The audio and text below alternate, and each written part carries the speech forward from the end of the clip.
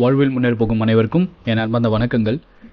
இந்த வீடியோவில் நம்ம டெக்னிக்கல் அனாலிசிஸ் எப்படி ஒர்க் ஆகுது வித் ப்ராப்பரான ஒரு டேட்டாவோட எப்படி நமக்கு கன்ஃபர்மேஷன் கிடைச்சி எந்த அளவுக்கு நம்ம ட்ரேடை எப்படி எடுக்க போகிறோம் அதை பற்றி தான் பார்க்க போகிறோம். ஸோ இந்த வீடியோவில் ஃபுல்லாக நம்ம வந்து பெரிய ப்ராஃபிட்ஸ் எதுவும் காட்ட போகிறது கிடையாது. ஜஸ்ட் எங்கெல்லாம் வந்து பாசிபிலிட்டி இருக்குது, மார்க்கெட் எப்படி போக போகுதுன்றது தான் காட்டுறோம். ஸோ ஆஸ் பர் இந்த மார்க்கெட் படி பார்த்தீங்கன்னா கரெக்டாக நமக்கு R2லேருந்து மார்க்கெட் இந்த ஜோன் வரைக்கும் வரதுக்கான வாய்ப்புகள் இருக்குது, அதாவது ப்ரீவியஸ் டே க்ளோசிங் வரைக்கும். ஸோ இப்போதைக்கு இன்ட்ராடேயோட லோ பிரேக் பண்ணிச்சுன்னா நமக்கு அந்த கேப்பை ஃபில் பண்ணுறதுக்கான சான்சஸ் இருக்குது. ஸோ நம்ம ட்ரேட் எடுக்கிறதா இருந்தால் இந்த பிரேக் அவுட் பேஸ் பண்ணி தான் நம்ம ட்ரேட் எடுக்கணும். இல்லைனா மார்க்கெட் நமக்கு ரிவர்சல் ஆகிறதுக்கான சான்சஸும் இருக்குது. ஓகேவா? ஸோ இது வரைக்கும் கன்ஃபர்மேஷன் நமக்கு ஒன்லி புட் சைடில் மட்டும்தான் இருக்குது, ரிவர்சலுக்கான கன்ஃபர்மேஷன் கிடையாது. ஸோ இப்போதைக்கு நான் வந்து 46,400 புட் ஆப்ஷனோட சார்ட் எடுத்திருக்கேன். நீங்கள் பார்க்குறப்போ அதுதான் வந்து ஒரு நல்ல ப்ராஃபிட்டபிலிட்டியில் ஒரு பாசிட்டிவ் டைரெக்ஷனில் மூவ் ஆகிட்டு இருக்கு.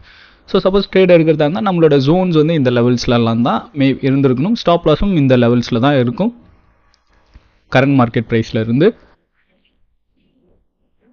ஸோ எக்ஸாக்டாக ஆஸ் பர் இன்ட்ராடே நமக்கு பார்க்குறப்போ இந்த இடத்துல ஒரு ஹேமர் கேண்டில் ஃபார்ம் ஆகிருக்கு. ஸோ இந்த இடத்துல நம்ம இப்போ கால் ஆப்ஷன் சொல்லி ஓடி போயெல்லாம் என்ட்ரு ஆகக்கூடாது. அதுவே நம்ம 1 minute டைம் ஃப்ரேமில் பார்க்குறப்போ நமக்கு பக்கமான பிரேக் அவுட்டு தென் ரீடெஸ்ட் ஆகுது. ஓகேவா? ஸோ எப்பயுமே ஒரு ஹேமர் பேட்டர்ன் ஃபார்ம் ஆகுது, ஒரு ஹேமர் கேண்டில் ஃபார்ம் ஆகுதுன்னா மார்க்கெட் திரும்பும் அப்படின்றதுக்கான எந்த ஒரு கன்ஃபர்மேஷனும் கிடையாது. ஸோ ஓவரால் ட்ரெண்ட் என்னவோ அந்த டேரக்ஷனில் தான் போகணும். ஸோ இப்போதைக்கு இந்த மூவ்ஸ் நடக்கிறதுக்கான பாசிபிலிட்டி இருக்குது. நமக்கு பாசிட்டிவாக நம்ம புட் ஆப்ஷன் சைட்லையும் பார்த்தீங்கன்னா ஒரு பாசிட்டிவான மூவ்ஸ் தான் வந்துட்டு இருக்கு. ஸோ இப்போதைக்கு நம்ம ட்ரெண்டிங் OI பல்ஸில் நம்ம செக் பண்ணிட்டு இருக்கோம். ஸ்டில் நமக்கு எப்பயுமே ஒரு 940 மேலே தான் நமக்கு டேட்டாஸ் வந்து ப்ராப்பராக கிடைக்கும். ஸோ அது வரைக்கும் நம்ம வெயிட் பண்ணி தான் ஆகணும். ஓப்பனிங் மார்க்கெட் என்ன வேணாலும் காட்டலாம். ஸோ இப்போதைக்கு நமக்கு டேவோட லோ பிரேக் பண்ணாலும் நமக்கு ஓப்பன் இன்ட்ரெஸ்ட்டில் சேஞ்சஸ் கிடையாது. ஸோ நிஃப்டியும் அதே தான், நமக்கு டேவோட லோ பிரேக் பண்ணியிருக்கு. பட் ஓப்பன் இன்ட்ரெஸ்ட்டில் பார்க்குறப்போ நமக்கு எந்த சேஞ்சஸும் இது வரைக்கும் இல்லை. ஸோ நமக்கு டேட்டா கான்ட்ராடிக்டாக இருக்குது. ஆனால் டெக்னிக்கல் அனாலிசிஸ் படி நமக்கு ப்ரைஸ் ஆக்ஷன் படி மார்க்கெட்டு டவுனில் தான் இருக்குது. ஒருவேளை இப்போ நம்ம ட்ரேட் எடுக்கிறதா இருந்தால் எனக்கு ஒரு நல்ல ஸ்பாட் இப்போதைக்கு மார்க்கெட்டில் கிடச்சிட்டு இருக்குது. Because after the break out ஒரு ரீடெஸ்ட் கொடுத்துருக்கு 1 minute. ஸோ அந்த 1 minute படி பார்த்தா நமக்கு கரெக்டாக ரிஸ்க் செட்டப் இப்போ எடுக்கிறதாக இருந்தால் இந்த ரேஞ்சில் தான் எடுத்தாகணும். ஸோ எப்போ ட்ரேட் பண்ணாலும் நம்மளுடைய ஆவரேஜ் ரிஸ்க் பார்த்தீங்கன்னா ஒரு 10-20 பாயிண்ட்ஸ், நம்ம ஆவரேஜாக 20 வச்சுக்கலாம். ஏன்னா ஃபிக்ஸடாக 10 அப்படின்லாம் வைக்க முடியாது. ஸோ அந்த கேண்டில் பேட்டர்ன்ஸ் எப்படி ஃபார்ம் ஆகுதோ அதுக்கேற்ற மாதிரி தான் ஆப்வியஸ்லி நம்மளோட ரிஸ்க் இருக்கும். ஸோ நம்ம 1 minute பண்ணுறதுனால நிறைய டைம் வந்து 10 பாயிண்ட்ஸ் அந்த அளவுக்கு தான் இருக்கும். மேக்ஸிமம் ஒரு 20, ரொம்ப அதிகபட்சம் ஒரு வால் டைம் மார்க்கெட்டில் 30 வரைக்கும் போகலாம். பட் ஆன் ஆவரேஜ் நம்ம 20 வச்சுக்கலாம். அது ஓவராலாக நமக்கு ப்ரீவியஸ் கேண்டில்ஸோட லோவுக்கு ஏற்ற மாதிரி நம்மளுடைய ரிஸ்க் செட்டப் மாறும். ஸோ ஆன் ஆவரேஜ் 10 to 20 தான் நமக்கு. ஸோ இதுதான் வந்து நம்மளுடைய ரிஸ்க் செட்டப்பாக இருக்கும். ஒருவேளை ட்ரேட் எடுக்கிறதாக இருந்தால் இதுதான் வந்து பக்காவான low risk setup on the running market. நீங்கள் பேஷன்ஸோட வெயிட் பண்ணி எடுக்கிறதா இருந்தால் எடுக்கலாம். அப்படி எடுத்தால் மார்க்கெட் வந்து ரேலி ஆகிறதுக்கான சான்சஸும் நிறையா இருக்குது. இல்லை இந்த ஸ்பாட்லேயே எடுக்கிறதுனாலும் எடுக்கலாம். ரன்னிங் மார்க்கெட்டில் நல்ல ப்ராஃபிட்டும் வரும், அதே நேரத்தில் லாஸஸும் வரும். பட் ரிஸ்க் செட்டப்பை ஃபாலோ பண்ணணும். ஸோ இப்போதைக்கு நான் போட்டு வச்சுருந்த டார்கெட் பார்த்தீங்கன்னா 450 ரேஞ்ச் தான் வந்து எதிர்பார்த்தேன் as per intraday. But levels நல்லா ஸ்ட்ராங்காக இருக்கிறதுனால அடுத்த லெவல் பார்த்தீங்கன்னா ரியலிஸ்டிக் டார்கெட் லெவல் பார்த்தீங்கன்னா நமக்கு 590. பட் அந்த லெவல் ஆல்ரெடி அடிச்சிருச்சு. நம்ம எக்ஸ்பெக்ட் பண்ண இந்த ரேஞ்சிலேருந்து பார்த்தீங்கன்னா நான் ஸ்டாப்பாக மார்க்கெட் என்ன இருக்குன்னா நமக்கு பக்காவான நல்ல ஒரு ரேலி கொடுத்துருக்கு. பட் இந்த இடத்துல நான் என்ட்ரி பர்சனலி எடுக்க மிஸ் பண்ணிட்டேன். ஏன்னா நம்ம ஒரு பக்கம் வீடியோவும் பண்ணோம், அதை வாய்ஸும் கொடுக்கணும், இதே டைமில் வரும்போது கொஞ்சம் கஷ்டமாக தான் இருக்குது. மேபி இதை நான் ரெகுலராக பண்ணேன்னா ரெண்டுத்தையும் டேக்கிள் பண்ண முடியும். வாய்ஸ் ஓவர் கொடுக்காம பண்ணேன்னா மேபி நல்லா பண்ணுறதுக்கான சான்சஸ் இருக்குது. ஸோ இப்போதைக்கு இந்த இடத்துல நமக்கு பக்கவான ரீட்டெஸ்ட் கொடுத்துட்டு மார்க்கெட் அடுத்த லெவல் டார்கெட்டையும் அடிச்சிருக்கு. ஒரு சேஃபான டார்கெட் லெவலில் இருந்து மேபி என்ட்ரி நம்ம மிஸ் பண்ணியிருந்தால் இந்த இடத்துல தான் நமக்கு என்ட்ரி இருந்திருக்கும். ஸோ கரெக்டாக அந்த இடத்துல என்ட்ரி ஆனால் கூட ஒரு சேஃப் லெவலாக நம்ம ப்ராஃபிட் புக் பண்ணணும் அப்படின்னால் இந்த 450 தான் வந்து நமக்கு சேஃபான ஒரு டார்கெட் லெவலாக இருக்கும். அது ஆஸ் பர் இன்ட்ராடே படி தான் நம்ம அதை சொல்கிறோம். இன்ட்ராடே 1 minute டைம் ஃப்ரேம் படி பார்த்தா. பட் ரியலிஸ்டிக்லி நம்ம பார்க்கும்போது நம்மளுடைய டார்கெட் ஆஸ் பர் இன்ட்ராடே இன்றைக்கி மார்னிங்லேருந்து பார்த்தா நமக்கு பிவோட் லெவல் அண்ட் ப்ரீவியஸ் டேவோட டிமாண்ட் அதுதான் வந்து நமக்கு டார்கெட். ஸோ அதை பேஸ் பண்ணி தான் இந்த 590 ஃபிக்ஸ் பண்ணது. ஸோ அது நமக்கு அடிச்சிடுச்சு. நம்ம ப்ராஃபிட்டே அந்த இடத்துல எக்ஸிட் பண்ணியாச்சு. ஸோ இதுக்கு மேலே நம்ம என்ட்ரி எடுக்கணும் அப்படின்னா ரீடெஸ்ட்டுக்காக வெயிட் பண்ணணும். ஸோ ரீடெஸ்ட் எங்கே வரும் என்ன ஏதுன்றதெல்லாம் வெயிட் பண்ணி பார்க்கணும். இப்போதைக்கு ரியலிஸ்டிக் டார்கெட்டாக 590 தான் நமக்கு இருந்திருக்கு. மார்க்கெட்டில் எப்பயுமே ஓடி போய் மார்க்கெட்டில் நம்ம என்ட்ரி எடுக்கிறது பதிலாக கொஞ்சம் பேஷன்ஸோட வெயிட் பண்ணால் நம்ம தாராளமாக நல்ல ப்ராஃபிட்ஸே எடுக்க முடியும். ஸோ சப்போஸ் நம்ம ப்ரீவியஸ்லி நம்ம போட்ட இடத்துல எடுக்க மிஸ் பண்ணியிருந்தோம் அப்படின்னா இதுதான் வந்து அடுத்த லெவல் நம்ம ப்ராஃபிட் எடுக்கிறதுக்கான ஒரு இடமா இருக்கும்.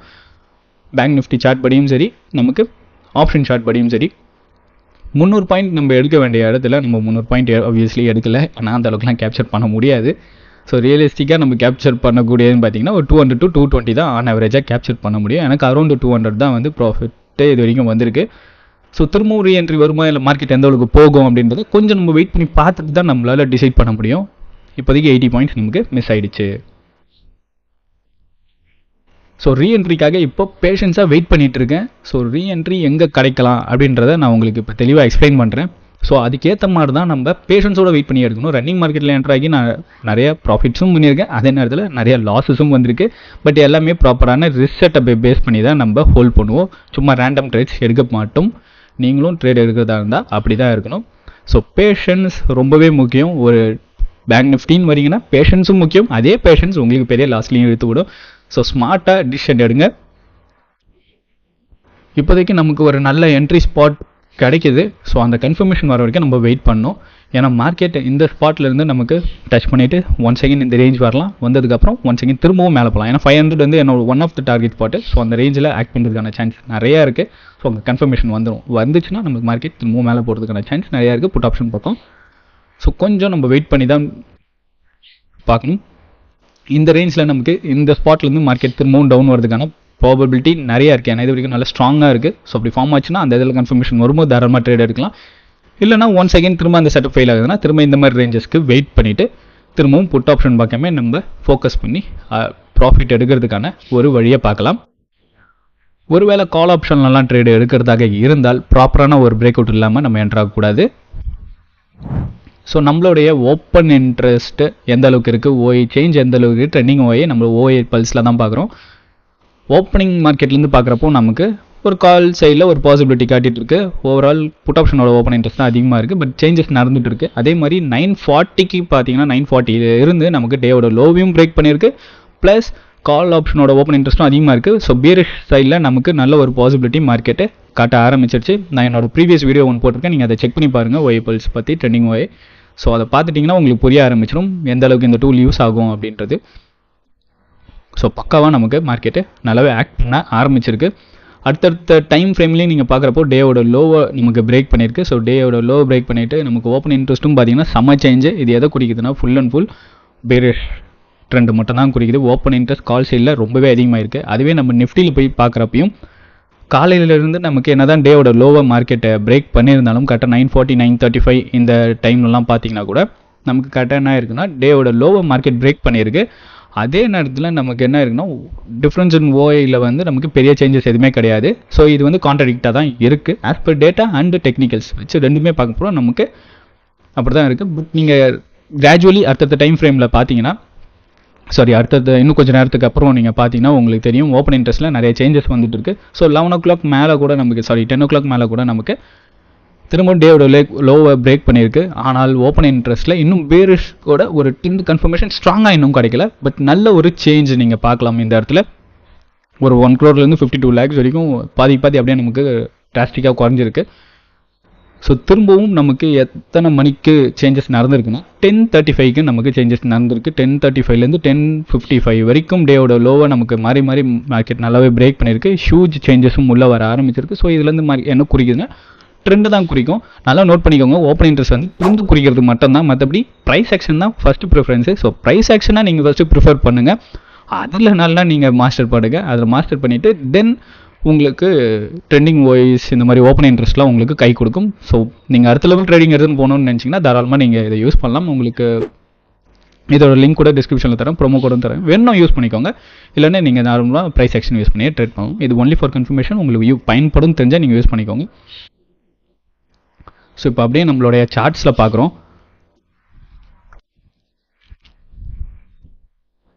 ஸோ எக்ஸாக்டாக நம்மளோட ப்ரீமியம் சேனலில் நான் கொடுத்த ஃபைனல் கிரேட் லெவல் இது 1100.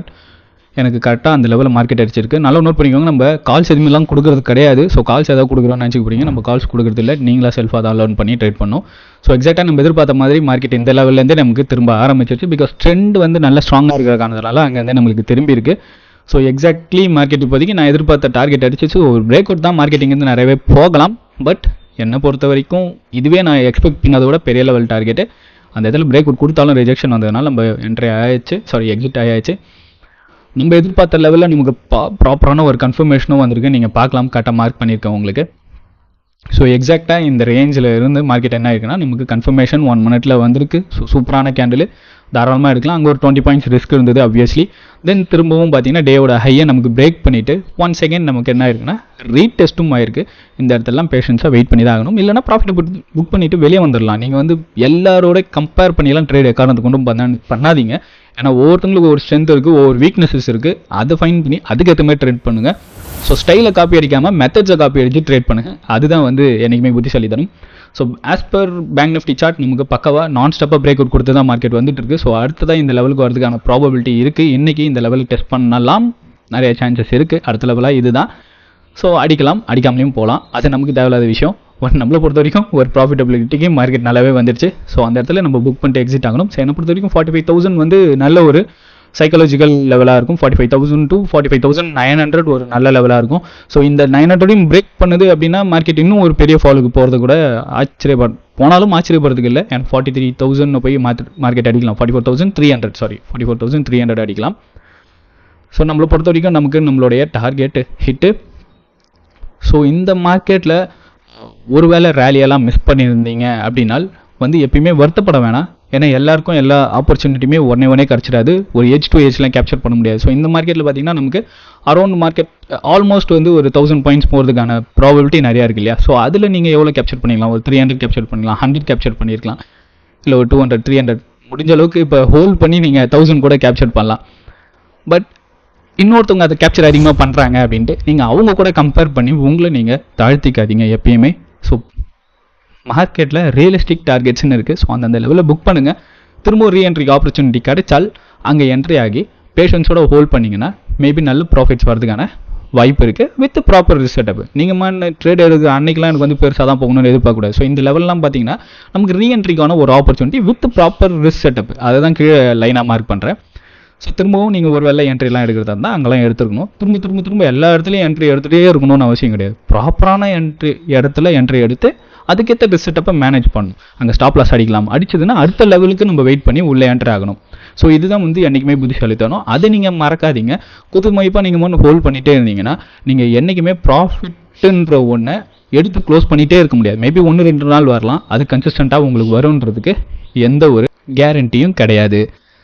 ஸோ நீங்கள் எப்பயுமே ட்ரேட் பண்ணுறீங்க அப்படின்னா தயவுசெய்து ப்ராக்டிஸ் பண்ணுங்கள். இன்னொருத்தவங்க பெரிய லெவல்லாம் ப்ராஃபிட் பண்ணுறாங்களே, யூடியூப்பில் அவங்கவுங்க வீடியோ போடுறாங்க, இன்னொன்று ஸ்க்ரீன்ஷாட்லாம் காட்டுறாங்க, அதெல்லாம் பார்த்துட்டு நீங்கள் இன்ஸ்பயர் ஆகிறன்ற பேரில் இன்ஸ்பயர் ஆகலை. அவங்க ப்ராஃபிட்டை பார்த்துட்டு நீங்கள் என்ன பண்ணுறீங்கன்னா செல்ஃப் சாட்டிஸ்ஃபேக்ஷன் ஆகிறீங்க. அதே மாதிரி நம்மளும் பண்ண முடியும் அப்படின்றது ஒரு பகல் கற்பனையில் தான் இருக்கீங்க. இதை நான் உண்மையாக சொல்கிறேன். ஏன்னா எப்பயுமே நம்ம இன்னொருத்தவங்கள பார்த்து அவங்களோட நம்பர்ஸை பார்த்து நம்ம ட்ரேட் பண்ணோம் அப்படின்னா கண்டிப்பாக நம்மளோட ரிசல்ட்ஸ் என்றைக்குமே நெகட்டிவாக தான் இருக்கும். அவங்களோட மெத்தட்ஸ் என்ன அப்படின்றத பாருங்கள். அந்த மெத்தட்ஸில் எப்படி ஒர்க் ஆகுது அப்படின்றத பார்த்துட்டு நீங்கள் அந்த மெத்தட்ஸை காப்பி அடித்து அதே நீங்கள் ட்ரேட் பண்ணலாம். ஆனால் அவங்களோட ஸ்டைலில் நீங்கள் காப்பி அடிக்க முடியாது. ஏன்னா எக்ஸாம்பிள் இப்போ நான் சொல்லித்தர மெத்தட்ஸில் பார்த்தீங்கன்னா மேபி ப்ராஃபிட்ஸ் சூப்பராக வரதுக்கான சான்சஸ் நிறையா இருக்குது. பட் அதை நான் எப்படி இம்ப்ளிமெண்ட் பண்ணுறேன், எங்கெங்கே எப்படி இம்ப்ளிமெண்ட் பண்ணுறேன், அது வந்து என்னோட ஸ்கில் பொறுத்து தான் இருக்குது. ஒவ்வொருத்தவங்களுக்கு ஒவ்வொரு ஸ்கில் இருக்கும். நான் என்ன பண்ணலாம், பட்டுன்னு 1 minute பார்த்து எடுப்பேன், எக்ஸிட் பண்ணுவேன். ஸோ அதில் லாஸஸ் வரும், ப்ராஃபிட்ஸ் வரும். ரியலிஸ்டிக் டார்கெட்டில் போய் எக்ஸிட் பண்ணலாம். நீங்கள் என்ன பண்ணலாம், பேஷன்ஸோட ஹோல்ட் பண்ணக்கூடிய ஆளாக இருக்கலாம். இல்லைனா என்னை விட நீங்கள் இன்னும் ஸ்கேல்பிங் பண்ணுறீங்க அப்படின்னா கூட நீங்கள் பட்டுன்னு ஒரு 2-3 minutes நீங்கள் ப்ராஃபிட் புக் பண்ணிட்டு வெளியே போகிற ஆளாக இருக்கலாம். ஸோ இந்த மாதிரி ஒவ்வொருத்தவங்களுக்கும் ஒவ்வொரு ஸ்கில் இருக்குது, அவங்களுக்குன்னு ஒவ்வொரு பாசிட்டிவ் இருக்குது, நெகட்டிவ்ஸும் இருக்குது, ஒவ்வொரு ஸ்ட்ரென்த் இருக்குது, என்னென்ன வீக்னஸ் இருக்குன்றத நீங்கள் கண்டுபிடிங்க. ஸோ உங்களுக்கு என்ன ஸ்ட்ரென்த் இருக்குது, என்ன வீக்னஸ் இருக்குன்றதை நீங்கள் கண்டுபிடிச்சி அதுக்கேற்ற மாதிரி அந்த மெத்தட்ஸை உங்களோட ஸ்டைலில் நீங்கள் இம்ப்ளிமெண்ட் பண்ணணும். இன்னொருத்தவங்க ஹோல்ட் பண்ணி இவ்வளோ தூரம் எடுக்கிறாங்களே, நானும் அவ்வளோ தூரம் எடுக்க முடியலையே அப்படின்னு சொல்லி வருத்தப்பட்டுட்டே இருந்தீங்கன்னா கடைசி வரைக்கும் நீங்கள் கொய்தாதான். ஸ்கேல்பர்ஸ்லாம் நீங்கள் பார்க்கலாம், அவங்க யாரை பற்றியும் ஃபீல் பண்ண மாட்டாங்க. அவங்கள பொறுத்த வரைக்கும் டப்புன்னு 2-3 minutes ப்ராஃபிட் புக் பண்ணிட்டு போயிட்டே இருப்பாங்க. லோவில் பை பண்ணுவாங்க, திரும்ப ஹையில் போய் எக்ஸிட் பண்ணிட்டு போயிட்டே இருப்பாங்க. அவங்களுக்கும் லாஸஸ் நிறையா வரும். ஸோ அவங்களோட ஸ்ட்ரென்த் ஏற்ற மாதிரி அவங்க ட்ரேட் பண்ணுறாங்க. நீங்கள் உங்களுக்கு ஏற்ற மாதிரி ட்ரேட் பண்ணுங்கள். ஸோ இதை எப்படி நீங்கள் ஃபைன் பண்ணலாம் அப்படின்னா தயவுசெய்து ப்ராக்டிஸ் பண்ணுங்கள். சில வருஷங்கள் கூட எடுத்துக்கோங்க, ஒன்றும் தப்பு இல்லை. உங்களுக்கு யூடியூப்லேயே நிறைய சோர்ஸஸ் இருக்குது, எங்கிட்டையும் கோர்ஸ் இருக்குது. உங்களுக்கு விருப்பப்பட்டால் நீங்கள் என்கிட்ட ஜாயின் பண்ணி நீங்கள் லேர்ன் பண்ணலாம். ஸோ அதுக்கான லிங்க்கும் டிஸ்கிரிப்ஷனில் இருக்குது. 50% ஆஃபரும் இருக்குது, வேணா யூட்டிலைஸ் பண்ணிக்கோங்க. ஓஇபல்ஸோட ப்ரோமோ கோட்ஸும் நான் தரேன், நீங்கள் யூட்டிலைஸ் பண்ணிக்கோங்க. உங்களுக்கு ஆஃபர்ஸும் அதில் கிடைக்கும். ஸோ வேணுன்றவங்க மட்டும் அதை யூட்டிலைஸ் பண்ணிக்கோங்க. வேணாம் நான் செல்ஃபாக லேர்ன் பண்ணிக்கிறேன், இல்லை எனக்கு டேட்டாஸ் எதுவும் தேவையில்லை, நான் ப்ரைஸ் ஆக்ஷன் மட்டுமே ஃபாலோ பண்ணுறேன் அப்படின்னாலும் நீங்கள் பண்ணிக்கலாம். இது எல்லாமே உங்களோட ஓன் விருப்பம். உங்களுக்கு என்னோட மெத்தட்ஸ் ஓகே அப்படின்னா மட்டும் நீங்கள் என்கிட்ட லேர்ன் பண்ணலாம். இல்லைன்னா உங்களுக்கு யூடியூப்லேயே நிறைய சோர்ஸ் இருக்குது, நீங்கள் அனுபவ ரீதியாகவும் நிறையாவே லேர்ன் பண்ணி உங்களால் கற்றுக்க முடியும். ஸோ மார்க்கெட்டை பொறுத்த வரைக்கும் இந்த ரேலியிலேருந்து லாஸ்ட் வரைக்கும் ஒரு பெரிய கேப்சர் பண்ண முடியுமான்னு கேட்டிங்கன்னா ஆப்வியஸ்லி ஹோல்ட் பண்ணியே எடுக்கலாம் அப்படின்றது ரொம்ப பெரிய ரிஸ்க்கு. என்றைக்குமே அது என்றைக்கோ ஒரு நாள் ப்ராஃபிட் வரலாம், மற்ற டைம் முக்கால்வாசி டைம் லாஸ் தான் வரும், அதுவும் ஆப்ஷன் பையிங்கில். ஏன்னா மார்க்கெட்டை பொறுத்த வரைக்கும் நான் ஸ்டாப் ரேலி ஆகும் அப்படின்றதுலாம் கிடையாது. அவன் என்ன பண்ணால் ஒரு ஹை வரைக்கும் போவான், திரும்பவும் கரெக்ஷன் வரலாம், திரும்பவும் அந்த இடத்துலேருந்து ஒரு ரேஞ்ச் பவுண்ட் மார்க்கெட்ஸ் வரலாம். ஸோ என்ன வேணாலும் நடக்கலாம். ஸோ இந்த மாதிரி இடத்துல வந்து நம்ம என்ன பண்ணணும், ப்ராஃபிட் புக் பண்ணணும், திரும்ப இந்த இடத்துலேருந்து மேலே போகலாம், இந்த இடத்துல ஹோல்ட் பண்ணி எடுத்துகிட்டு போகணுன்றதுக்கு அவசியம் கிடையாது. ஒரு ரியலிஸ்டிக் டார்கெட் வருதுன்னா அங்கே போயிட்டு எக்ஸிட் பண்ணிவிட்டு நம்ம வெளியே வந்துடலாம். இந்த மாதிரி நிறைய விஷயங்கள் இருக்குது. ஏன்னா நிறைய பேர் கேட்பாங்க, எப்படி நீங்கள் ஹோல்ட் பண்ணுறீங்க அப்படிலாம் கேட்பாங்க. நான் எங்கே ஹோல்ட் பண்ணுறேன், எல்லா மார்க்கெட்லையும் ஹோல்ட் பண்ண முடியாது. திரும்ப ரீஎன்ட்ரி போய் தான் உள்ளே என்ட்ரி ஆகணும், திரும்ப அந்த ரீஎன்ட்ரியில் லாஸ் வரலாம். ஸோ ஆல்ரெடி எடுத்த ப்ராஃபிட்டில் அதை நம்ம டேலி பண்ணிட்டு ஒரு ஓவரால் ப்ராஃபிட்டில் க்ளோஸ் பண்ணலாம். ஸோ இந்த மாதிரி மார்க்கெட்டில் கன்சல்டேஷன் நடக்கலாம், திரும்ப டவுன் வரலாம், இந்த மாதிரி என்ன வேணாலும் நடக்கலாம். ஸோ இதை நீங்கள் லேர்ன் பண்ணணும்னா தயவுசெய்து ப்ராக்டிஸ் பண்ணுங்கள். ரியல் மணியை இன்வெஸ்ட் பண்ணவே பண்ணாதீங்க. ரியல் மணியை இன்வெஸ்ட் பண்ணி நீங்கள் ட்ரேட் டைரெக்டாக கற்றுக்கிட்டீங்க அப்படின்னா கண்டிப்பாக உங்களோட கேபிட்டல் போண்டியாதும். உங்களுக்கு ட்ரேடிங்ன்ற ஒன்று அதோட ஆசையே உங்களுக்கு போக ஆரம்பிச்சிடும். ஸோ சொன்னதெல்லாம் மனசில் வச்சுட்டு தயவுசெய்து ட்ரேட் பண்ணுங்கள். Practice practice practice, keep practice. Bye bye.